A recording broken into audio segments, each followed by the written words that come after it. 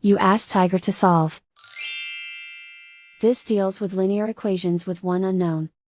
The final result is m=7. Let's solve it step by step.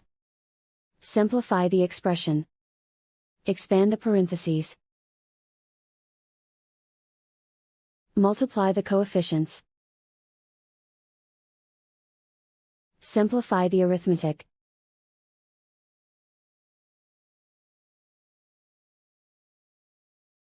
Group all m terms on the left side of the equation. Subtract 4m from both sides.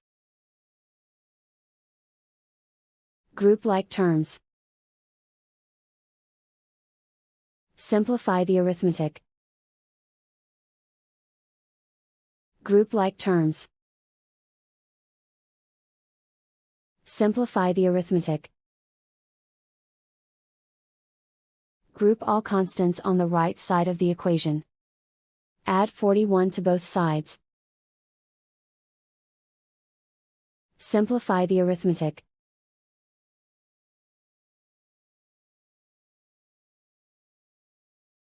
Isolate the m.